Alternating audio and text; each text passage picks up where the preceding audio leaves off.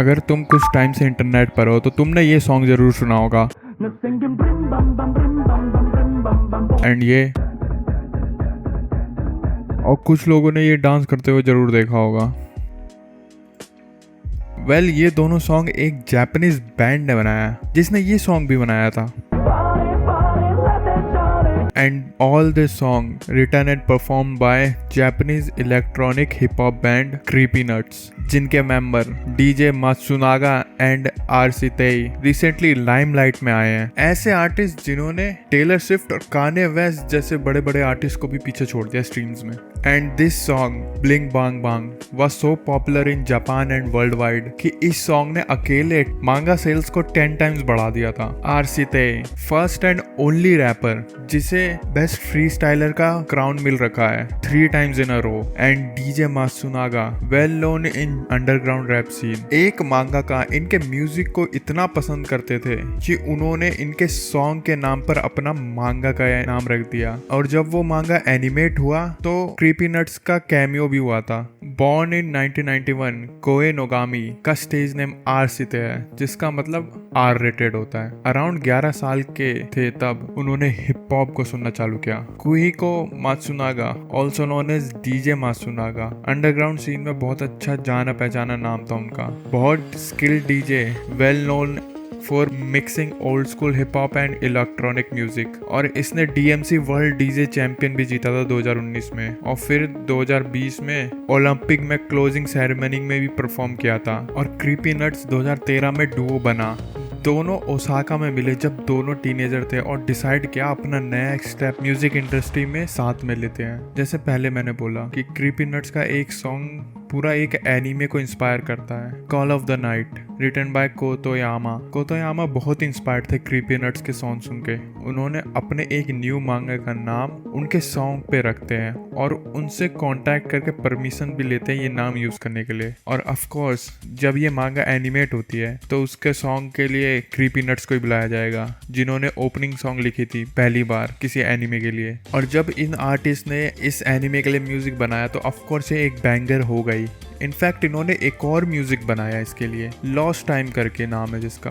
और जिस सॉन्ग से ये एनिमे इंस्पायर्ड हुआ था, कॉल ऑफ द नाइट, उसको इसकी एंडिंग थीम बना दी गई। क्रीपी नट्स ने पहली बार ही एनिमे म्यूजिक इंडस्ट्री में रखा था कदम और 3 म्यूजिक बनाए थे इस एनिमे के लिए।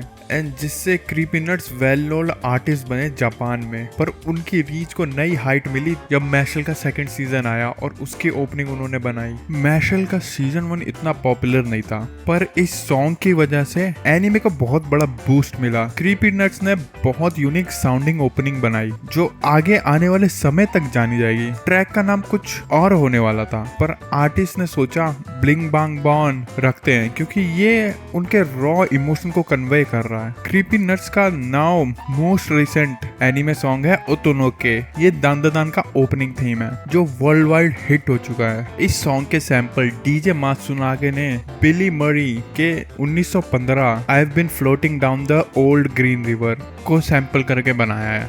While the schooners went past.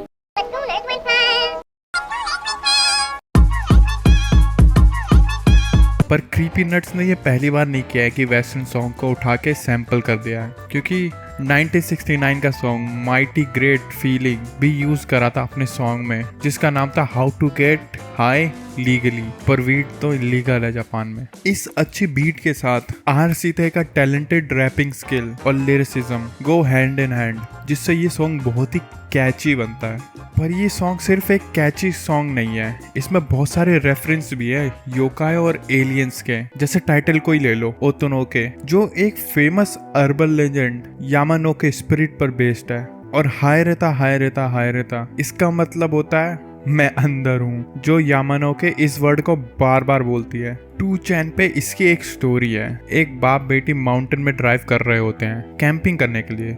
रात में उन्हें उन्हीं माउंटेन के बीच में सोना पड़ता है, जिसमें लड़की पर यामानो के स्पिरिट हावी हो जाती है और मैं अंदर हूँ बार बार बोलती रहती है। और उस जगह का नाम होता है जाओ माउंटेन, जहाँ पर यूएफओ स्पॉट हुआ है और बहुत सारे खाली बेसेस भी हैं।